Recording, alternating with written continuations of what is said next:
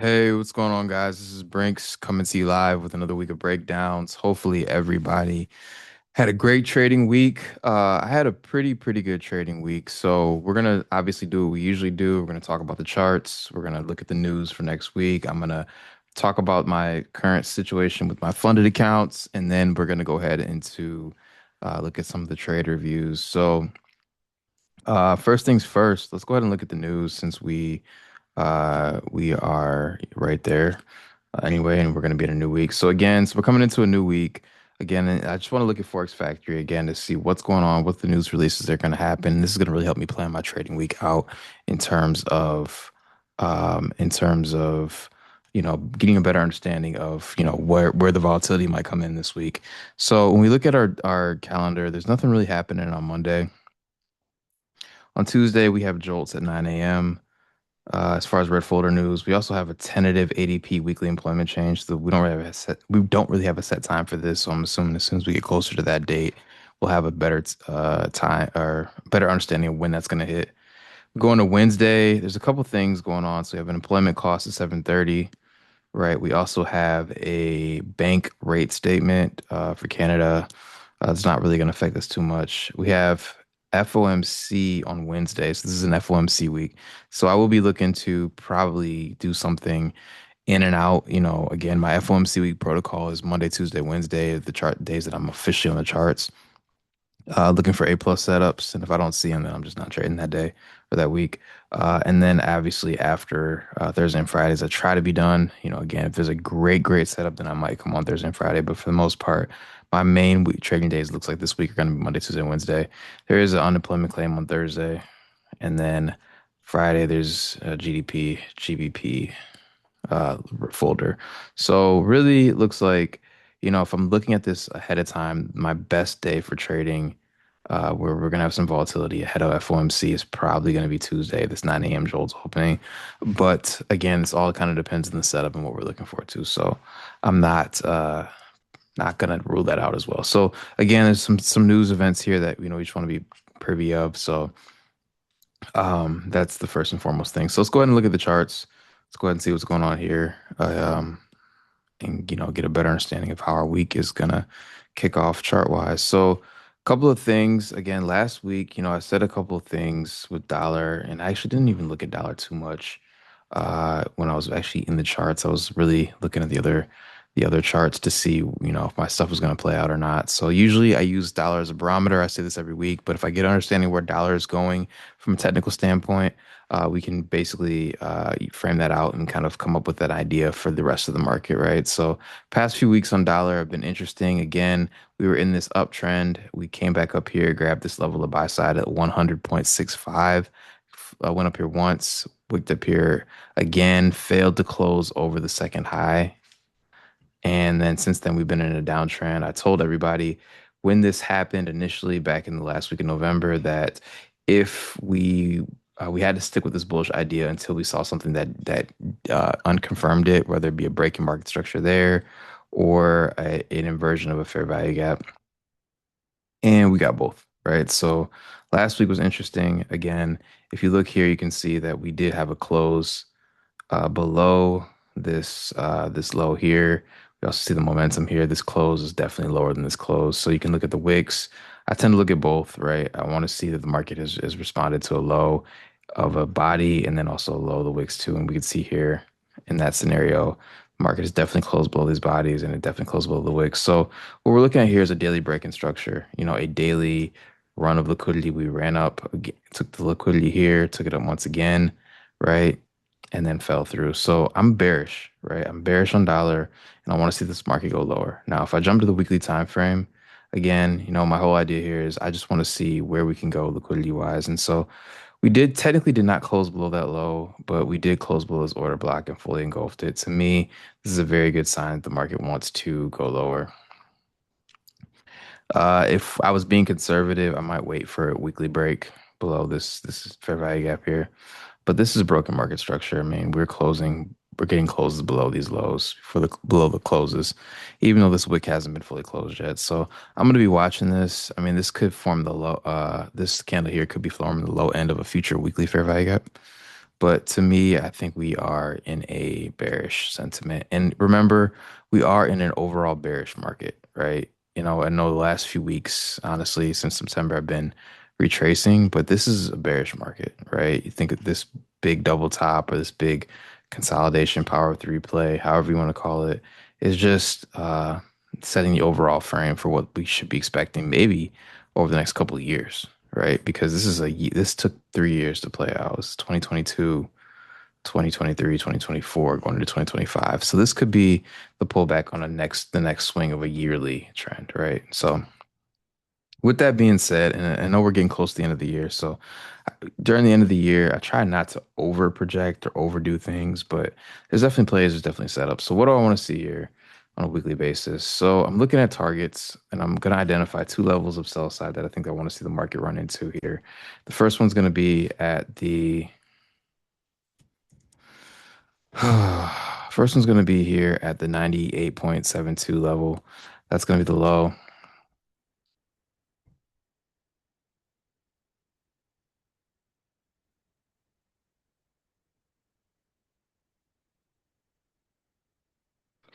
I'm going to be looking at a few levels here. There is this volume imbalance here. If you look here, and I'm gonna wrap that up so that works. So yeah, so this volume imbalance here, again, volume imbalance is just where two candles close. So this low here to that low there. And you see that gap that was in between where we closed here and then we immediately gapped down, opened up here and traded up. Some people get really technical and say that the actual volume imbalance is the space in between the wicks of these two candles too. So you could see that if you want to get really precise, but I like to cover this whole area. So what do I want to see? So also this volume imbalance is sitting inside a bigger fair value gap, right? So I'm going to highlight both of these. A lot of times you'll see me just drag the fair value gap to encompass this gap here, but that is pretty much the entire area of liquidity here on a weekly level. So I'm going to note this. I'm just going to say volume imbalance, VB. Um, let's see. Why is it not showing? Whatever. And this is going to be our, again, Civi fair value gap right there. So all of this is just an area of liquidity that I want to see the market run into. We already did here once. So I'm looking to see if the market could run back up into this. And there's a couple levels that I will be looking at. Again, this gap here and this volume imbalance there. The third level that might go unnoticed is the consequent encroachment of this wick, which just so happens that it lines up with the gap there. That's algorithmic price delivery, price action, and that is intentional, right? This is basically us saying that if the markets trade above and close above, honestly, the 50% level of this wick, which lines up with the gap here, there's a strong probability that we're going to keep running up, right? And so with this market, I do want to see the market stay lower. So what do I want to see? Well, I immediately start thinking about where's my liquidity at inside of this gap. Obviously, we have these levels here. One level that sticks out to me inside of this gap, which could be the potential high of this week, could be this level here. So I'm just going to say BSL. So I do want the market to trade back up into this gap. We could come out, take out the high of Thursday, and then go lower, right? Again, my main thing is I always ask myself, where's the money at? Because if you ask yourself where the money is at repeatedly, you're going to be able to find areas where the market's going to run to. And, again, I teach my students how to look at this, but it's all about liquidity. It's right. Where are people resting their stop losses at? Where do people think the money's going to be safe at? Is usually where we're going to get targeted and run to. So again, I want to take this from that high to that low. I'll be looking here for the target. That's my first initial target. So I'm just going to say sell side, first target. The second level that I'll be looking at is this low here. So I'm just going to extend this across. I'm just going to say the top of this fair value gap here, which is 398, 399, right? So just say that. Second target. And that's all I'm really going to project to this week. I don't see us running. I'll do a third one. I'm just gonna say sell side. I don't know if we're gonna. run all the way down here. But this will be my third target is this low here. I was gonna say third target. Sell side delivery, right? So ideally, I want to see the market run down here, and I'm gonna drag it all the way down here. But again, this is like it could just take this for the week. This could be a longer term projection. So with that being said, bearish is euros, dollars bearish. So if we're looking at euro, we're looking at GBP. These should be bullish. So let's look at these, right? And we'll see if we have something that we agree with here. So what do we have here? We have a couple of things. We can see that the market has been bullish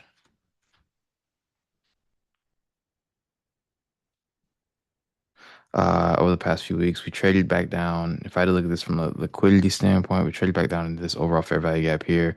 Respect it. Notice that the bodies of the candle are they're below constant encroachment, but they are not closing below the low end of this gap. So that's a good sign of this BISI. Again, I'm going to color coordinate these just to make them color coordinated. We came down here, stopped, failed to take this low, respected this gap, inverted this fair value gap, came all the way back up to this high, and this is where we're sitting at. So I'm gonna take that high there. Now, same thing kind of holds true here. Again, for opposite perspective, there's a few levels that I want to see respected. The first one is this lower here, or the fair value gap. You could see a world where the market could, I'm just gonna draw this out, could take the low of Thursday and then start swinging back up again. My fail safe on this idea is probably going to be way down here, right? So I'm going to probably be bullish until I see a daily reason not to. Again, whenever you see the market take a high, just because it takes a high does not necessarily mean that you should automatically be thinking it's going to go the other way.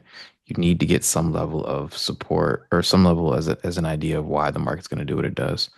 Um, and so again, you need to see some type of daily level fail, whether that's an inverted fair value gap, whether it's a break in market structure, etc. So that's what I'll be looking for. Again, you can see the markets are already technically open today anyway, because they open up at 5 o'clock. But again, so I'm looking at a couple levels here. The first level that I'll be looking at is the high of last week, which is there.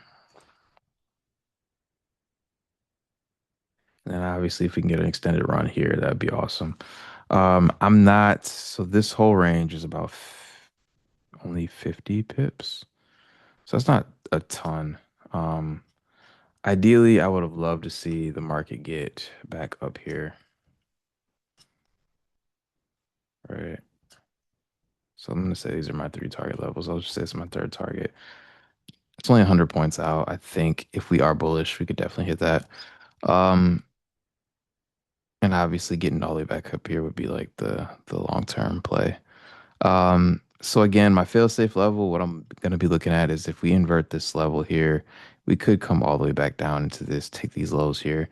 So I will be watching how we react to this level, but as of right now, I have to stick with the bullish bias because again, the market is running bullish, right? And we are running towards new highs. So until we see a break in market structure, can't bet against it. 4 hour time frame, again, same idea.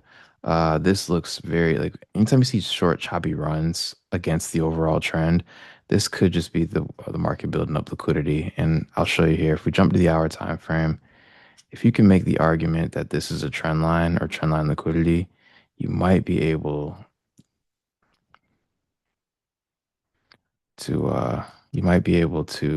position yourself for a good trade there. Again, it's not too clear. It's not the best example there, but again, everything here, even though this 4 hour is rejecting, I love the fact that we wicked off of this pretty hard out of this fair value gap really hard. And so I would love to see the market maybe come back down here again, take the low of this level there, and then start to rise back up. So that's euro.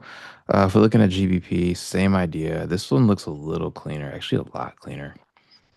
I love GBP so far. Why do I love GBP? Again, we failed, same situation here. We failed to take this low of sell side here, right? We rejected that. We inverted that very small fair value gap there, came back down here once more. And I told everybody because of this, I was very much bullish on the day.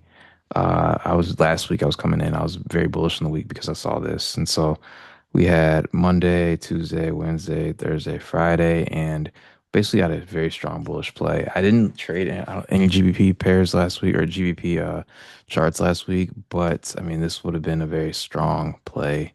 What happened? So we took this, we inverted all these gaps, which is awesome to see. And so right now, we're bullish. So I would love to see something like where the market retests this gap. We've already traded into this fair value gap. Would love again for the market to take out. And if you look back at where I just deleted that line, you can see that this is exactly what I wanted to see happen. But I would love to see the market come back down, maybe take out Thursday's low, trade a little bit deeper into this gap, even retest this inverted fair value gap, and then go higher. I was kind of worried because this is an order block sitting here that the market was going to respect this, maybe tap up against this and then start to reject. Again, we talk about this all the time. The strongest fair value gaps, the ones that you're going to see um, in front of a fair value gap. But we closed above that. So I'm not even worried about this anymore. So would love to see the market take out this low of sell side here at Thursday's low. This is going to be 1.3316. And then let's see the market really run a little bit higher. So um ideally, um buy side liquidity. So target wise, I'll be looking at a couple levels. Again, this level here is at 1.3385. So it's like 60 pips out. So again, this could be setting up for a good trade here. Again, I'm looking for A plus setups only. Again, if you guys are one of my students, you're gonna know exactly what that means and the criteria that falls for that when we get down to the lower time frames. But again, trading into this gap, looking to see if we can take the market a little bit higher. Again, long-term target is going to be the top of this trend line liquidity here at 1.3472. So I'm super excited to see if we can get to that one. Again, I'm looking for, I mean, this is 100,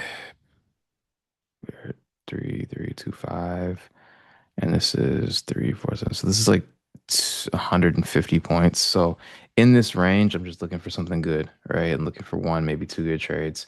And if we can get multiple, that's awesome.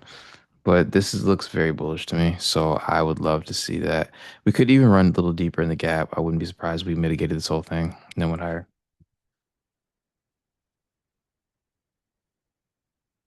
So that's what I'll be looking for there.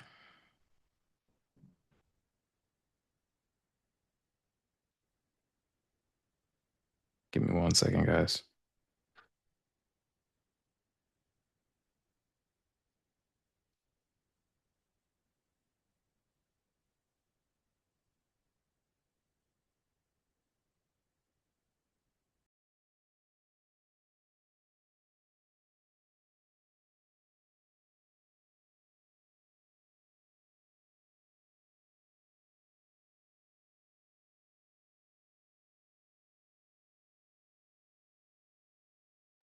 So that's what we're looking at for this. Again, we talk about these are the two currencies that I'm looking at right now. Again, gold, I see gold. I told everybody that I would love to see gold run higher. I know we're still kind of chopping around here. Um, Looking really quickly at gold. Again, I talk about this all the time, but the wedge patterns, when the market has formed a high and it will consolidate, um, when it'll consolidate,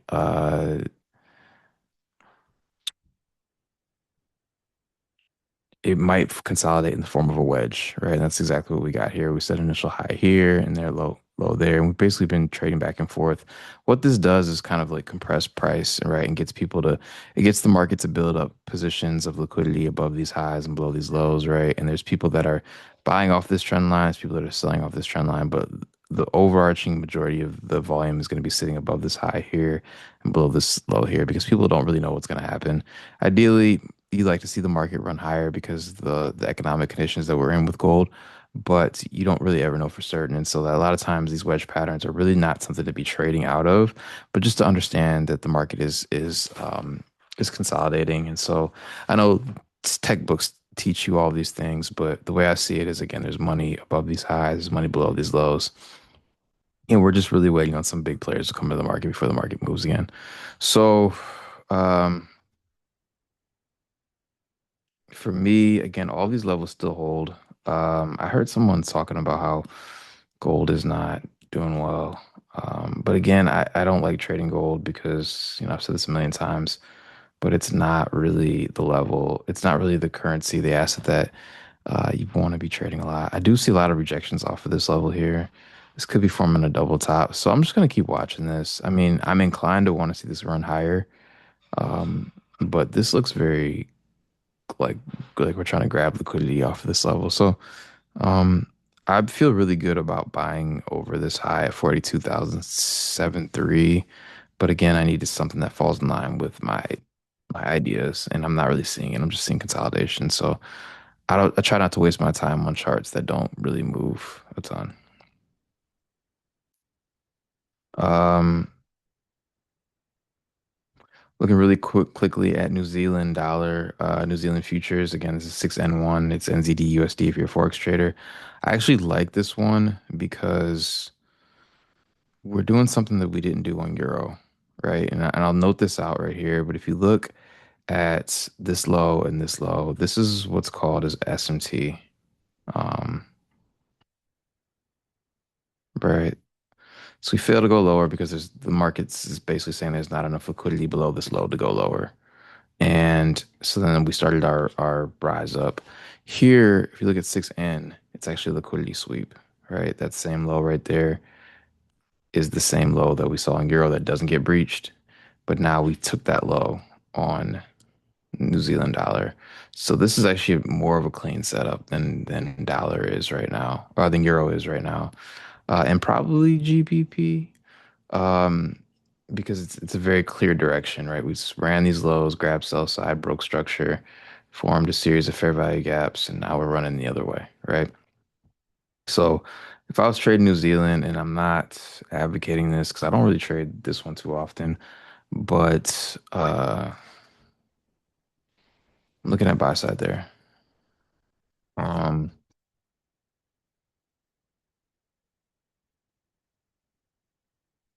and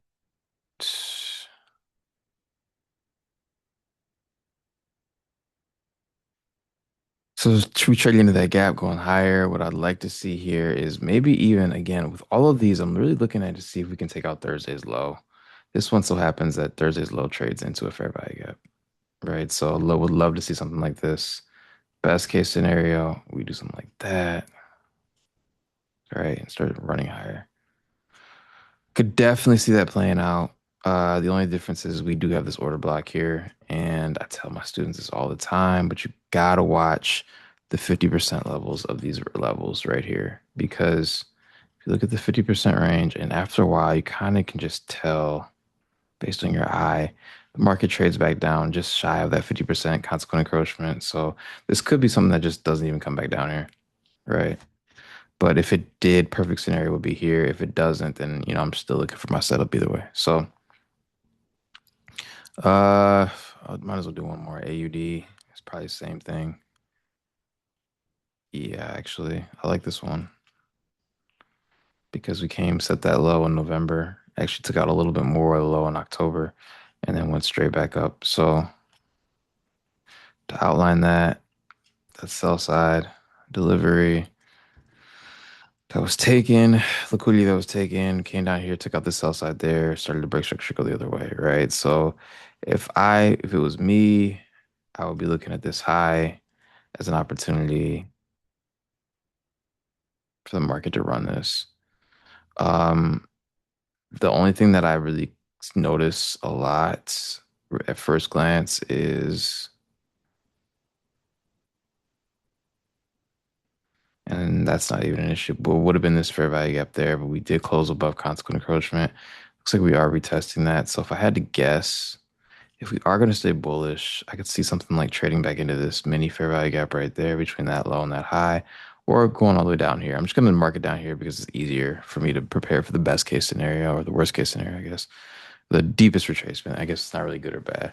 But something like that is like what I would like to see, right? And again, I would say preferably if we stay in this gap, trade below, trade back into this secondary SIBI, and I'll change these colors so you guys can see them. Ideally, this would be my best case scenario because we stay in the gap.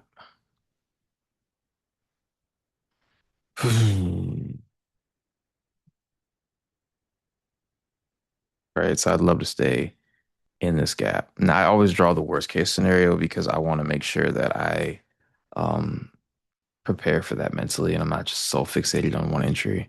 But ideally, I'd like to see that happen like that. So let's look at NASDAQ. I think we kind of danced with the currencies enough this week. Um, Let me look at NQ.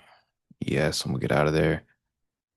So with NQ, this is choppy, it's messy, it's end of the year trading.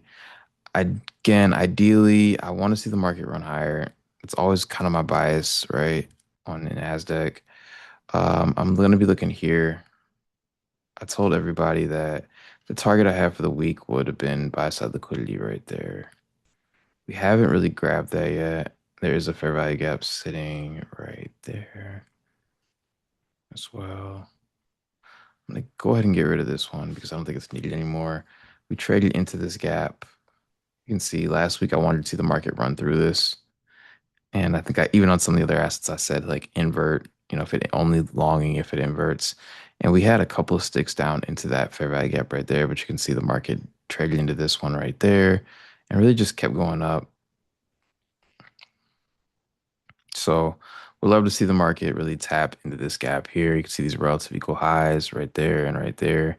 Really kind of building the idea that the market sees this as resistance. There's probably a fair amount of liquidity sitting in this level and then maybe above this level right there. So would love to see the market tap that and go a little bit higher. Um, Again, you guys know how important my setup is to me. So it doesn't really matter what I see here. If the setup on the lower time frames doesn't give me what I want to see, then we're not doing anything. ES actually tapped our buy side liquidity goal last week, which is awesome to see. Um, I want to see, and we did invert this fair value gap here. All right, so that's a good sign. It's a great sign. So I'm bullish here. I will be looking at this gap here, or this low line here, which is going to be my new buy side level. Yeah, that's going to be my target. Oh my gosh. It's going to be my target too. I'm gonna switch that up to my target one, just to see if we can take that high again. I'm just gonna say target one. So ideally, that's what I'd like to see the market really run and do this week on ES and NASDAQ. Let's look at YM real quick. Like I said, NASDAQ needs to invert this before we run higher. Did we invert? Jump down to the 4 hour, make sure. Oh, I said this gap right there. To me, I think NASDAQ is going to invert this gap. You could even see the market did kind of trade into this and run higher and then consolidate, kind of inverted. It did not, oh, it did invert this gap. This is a lot of mess. It's not as clear. And not even any clearer the higher we get. So this could do anything. I would like this to go higher. But noting again, this is a case of SMT. Note how um, we inverted this gap here, but we didn't even try to invert it on YM. And if I look at NASDAQ and Q, we inverted that gap right there too. So if I had to lean anyway, I'm leaning bullish, but I don't like the YM setups. I don't like the way YM is looking this week because it's firmly respecting that consequent encroachment. So I would love for this to get above this with a daily or maybe even a 4 hourly strong close, and see if we can get the market to run back back here. So if I had to pick one this week, it probably would be NQ or ES, what I'll be looking at the most. Especially till we get to here. Once we hit this level here, I kind of gotta be out until you kind of gotta be flat until we decide that we want to invert this. Now, if we get a good day where we just close right above this, then I'm looking straight at the all-time highs. But how many points is that away? Like 1,000? 25,863, 26,004. So it's like well, about 600 points. So there's enough to make something happen there for sure. So that's what I'll be looking at. Um, yeah, so that's awesome. And then I think that's everything. So what I want to do now is just kind of touch on two things, and then we'll call this a call. But the first thing is just my Tradeify results. So I want to go to the Discord. So I was able to get my first payout from Tradeify last week. So that was awesome. Again, this is my first payout with Tradeify, but they were extremely fast, and I'm not an advocate for them. I don't have um, any crazy like affiliate deal. I wish I did, trust me. But I don't have any deals with them. I don't, it's not a it's not a brand endorsement. This is just my personal experience. But again, we were able to take the $3,000 payout, and I was paid 2,700. They take 10% of that up front. Again, for 90/10 split on the account that I have. I did with the straight to funded accounts, and so basically those allow me to get paid out $3,000 every 5 trading days as long as I make the money, right? And again, it's a 20% consistency rule. And so all that means is that you have to your days can't be bigger than 20%. And I think eventually that turns into 25. So then I'll be able to get like a payout every 4 days. So essentially one good trade once a week and you can pretty much net that, right? Um, or maybe if you're really aggressive, maybe it's one trade every day, right? But for me, I think it's a little bit less than that. But either way, I'm just taking setups as they come. So was able to get that payout, 90% split. Again, very, very fast process. So turned around and doubled back down and got four more accounts. I accidentally got a select count instead of another Lightning funded. So I will be just trying to pass this one, I guess. And I kind of messed up because now it will potentially cost me 3 grand. Um, in a payout that I won't get because I'm not trading a live funded account. So with the Lightning funded, this Lightning funded, and the other two Lightning fundeds, my next target to hit will be $4,500 for this first account, and then technically 9,000 for the rest of them. So at $4,500, I'll be able to take another $3,000 payout. Um, just kind of make that a little bit bigger. I don't know if I'm gonna where how I'm gonna play this, because I don't know if it's better just to keep taking the payouts or let this account build up a little bit. I'm not too sure just yet, but I'm okay with um I'm okay with taking it out because I've already pretty much made the money back on the accounts already. So it's like I'm already net positive. So not really tripping too much. And to me, I think I'd rather take that money and put it into a personal account than have it sit in a funded account. Because if I blow the account or if they decide they don't want to pay me, then, it's there. It's just, money and time wasted. So not to, uh, not too much worried about that, but that's future problems. So again, was able to get that account. Oops, was able to get that account figured out, and right now that account is sitting at 1,000 or 156,948. Again, up uh, about $7,000. So I'm setting up an extra 1,000, which is cool. I had to make an extra $1,000 in the account because I consistency rules, which I'm not really mad at, because it just makes that buffer bigger, right? So now I have $7,000 in the account that I can lose before that account is blown, which is a good feeling. So at first, I was very concerned about going over and not hitting the profit targets when I can, but to me, I mean that just makes the account more stable, to be honest. And so now I have $7,000 of drawdown, 6,000 on these other ones. So going to make sure that I really take my time and do these things. So the way I see it is now I have 31,000 almost in drawdown that I can lose. It's almost like trading with a 30K account. So cool. So yeah, so you'll see me trading those this week. Again, I will be trade copying them together. I think that's allowed. So I will be documenting that. And so the last thing I want to talk about here are the two trades that I took this past week. Again, you talk about these six trades that I had. I was able to make on the account 9K over the past 3 weeks. And so for me, keeping these profit targets small and these consistency windows there, it just makes, it makes the targets a lot smaller. It makes me not want to risk as much to get there too. So I'm okay with that. I'm actually really cool with taking my time. And, again, with 5 accounts, your profit target would be that 2,700. Well, technically four because I messed up on buying the wrong account, but 4 accounts, 2,700. That's a little, it's almost $11,000, which, even just taking my time, finding five or six good trades in the next month, um, that's 10K in a month, right? Or 11,000 in a month. That's, I think, like 120K a year. And that's just with Tradeify. That's not going to count to the other prop firms that we're going to eventually touch on. So I'm not mad at it. I'm okay uh, with doing things like that. So we'll see how it goes.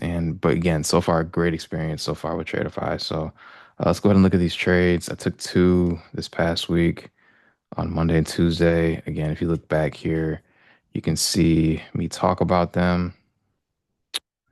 Uh,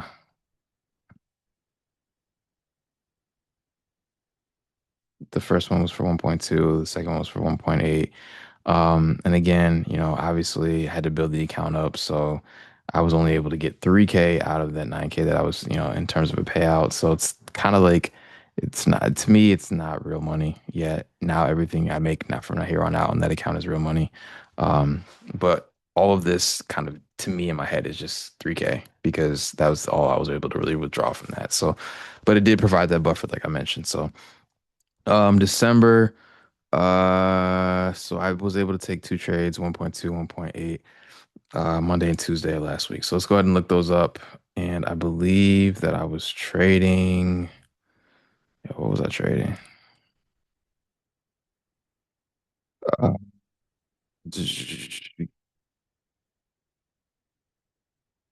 I was able to trade. Oh, let me look at the journal. Duh. Let me look at the journal. Um, so I was able to trade 6B for a long with 10 contracts. And the next day was YM. So I did both. I traded an indice and I traded a currency. So Monday, let's go to Monday. Really quickly, make this very quickly. These will be very quick breakdowns. So let's go back to Monday on it's Tuesday.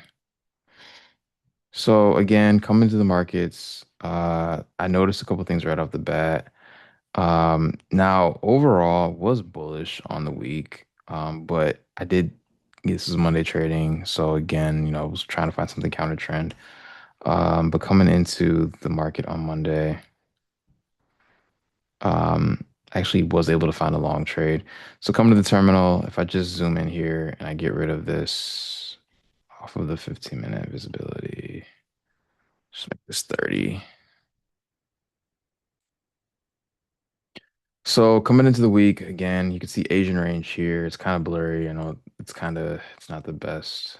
I'm just gonna get rid of this too. So you can see that.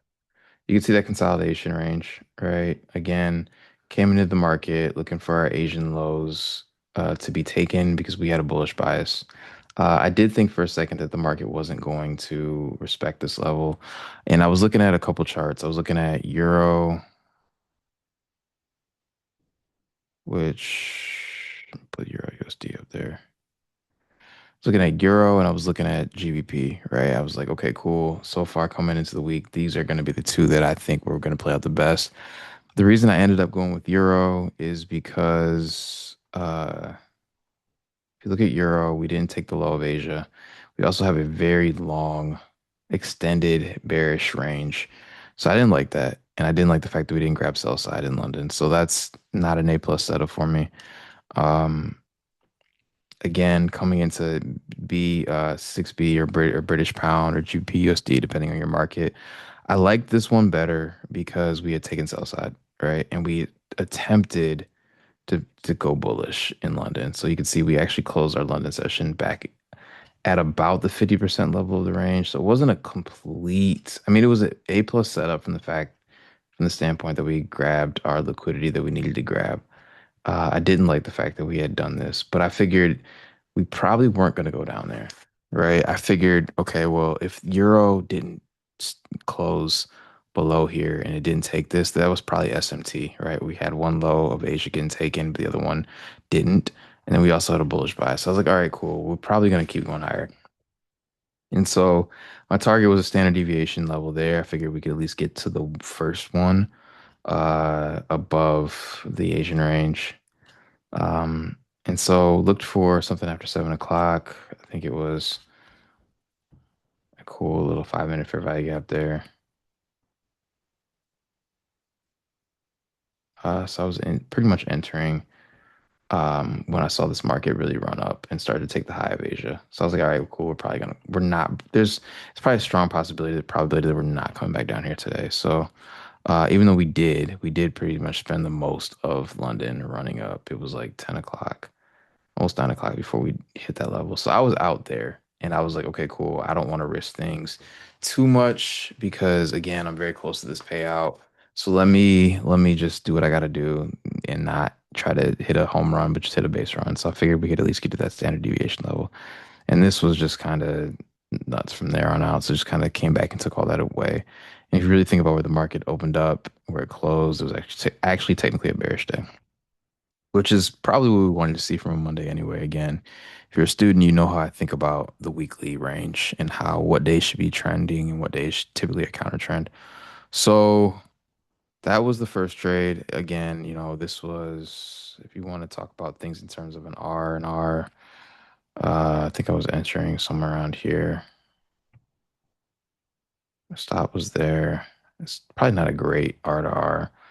Um, It's about a 1 to 1.5, which is it's okay, right? Figured if we came back down here, we probably weren't gonna go any higher. Um, and then once I did enter and I saw the market start taking out the highs of Asia, was able to kind of scale that to like almost a 1 to 3. But initial trade was like a 1 to 1.5. So it's okay, right? So then let's look at YM. The next trade was Tuesday. And that was the final trade that I needed to make, and I made 2K on that trade. Um, so let's talk about this one.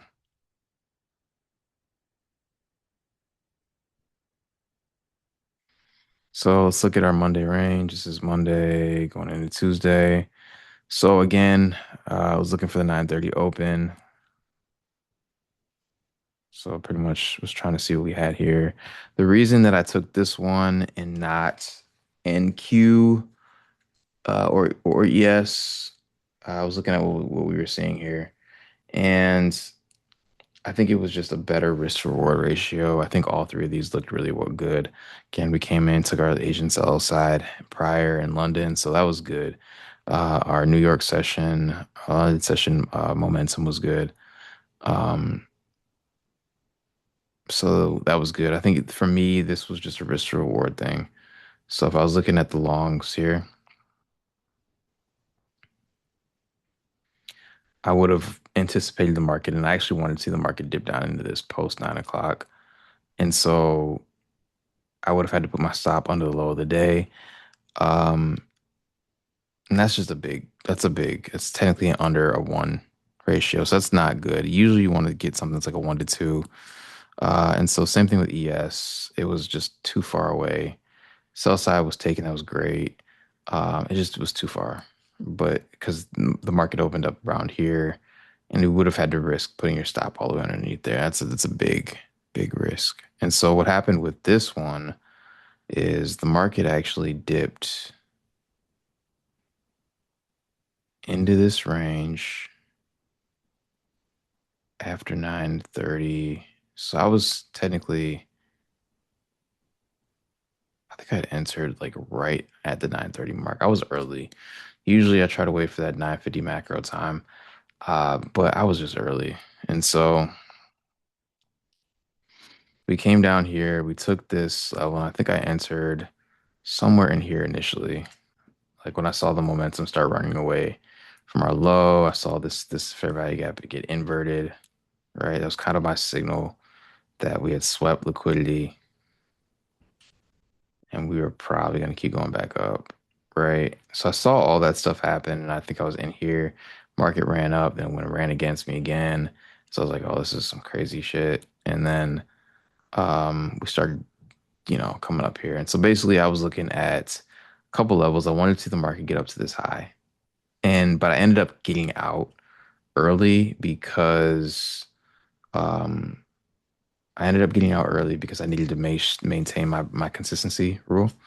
And so that was my big thing is I needed to make sure that I didn't violate that, or otherwise I would have had to make more money. So I was aiming for here, but I think I was out somewhere in here.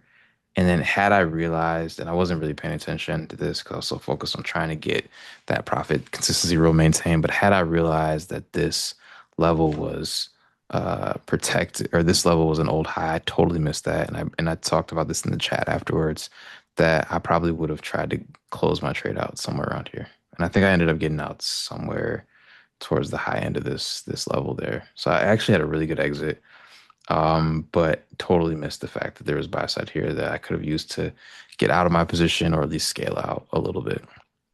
So I was really, really aiming, looking at the high of last week. And I'm trying to remember, I think it came back up there that day, I think maybe. Yeah, or the next day. It was a very choppy day. I didn't really like this day at all. And I told my chat that I was like, I don't like how choppy this is. Um, and I think it was this NFP week. So I usually, again, I try to be done by Wednesdays on FOMC and NFP. And so this choppiness was not fun. And I imagine trying to stay in this, trying to get to here. And I would have called this a day probably a couple of times. But it looks like we did come in Friday and take that out. Um, I think the next day, right? Either way, I was out of the trade somewhere up here. And you could see the market was running towards that high. So that was me. That's what I was looking for this week. So those are all my trades. This is the market breakdown. This is the Forex Factory and just an update on the funded situation. Again, I am really liking Tradeify. So we'll see, how that keeps going. I haven't had any issues with them so far. They've been really, really great. With me getting set up, I don't have an affiliate code. It's not an affiliate thing. Maybe I'll have a video, something in the next videos. But again, just giving you guys a look into the journey. Again, the next payout really will be, I guess technically there will be a payout of $3,000 for the 4,500 level. And then after that, it'll be uh, at the 9,000 is when I'll get the first payout from all those other accounts. So really in the next $9,000, hopefully in the next month on those accounts, we will be at 45. We'll get one payout for 45, then we'll get another payout um for the 9,000. So we're talking 3,000 and then another 3,000 on all five accounts or four accounts. So it'll be 6,000 for one, and then the other three will have 3,000 each. So it'll be 9,000. So it'll be about 15,000 hopefully in the next round of payouts, next full round of payouts across all of them. So again, this is just my journey. And then, I plan on taking that money and reinvesting back into more accounts and obviously pocketing some, man. It's 15,000, so I'm not going to need to spend all that on new accounts, but really want to make sure that I'm going back to new Forex firms, new futures firms, and really just making sure that I'm putting myself in a position to make, a good chunk every payout. And hopefully that can be on a monthly or bi-monthly basis, right? I think if we can get to the point where if I can qualify for 30 to 20 to $30,000 a month in payouts, then I mean, that can be every month or every other month, right? So just slowly building the business up, right? And making sure that we're making good decisions and then, not risking too much. So I'm excited to see where the next thing is going to go, and then obviously taking that money and putting it towards, obviously expenses and other things that I have and investments, but growing a separate account that we can use to trade live with this. So I'm feeling really good, and yeah, keep you guys locked in. Hope you guys are enjoying the journey and the process and the transparency, right? Because this is, I'm being totally transparent with you guys, and I want to be able to trade for a hedge fund one day. That's my goal. It's always been my goal. So I want to make sure that, I'm building the right track record, and I'm doing publicly so everybody can see this. So hopefully you guys enjoyed this. If you guys have any questions, then please, um, let me know. So peace.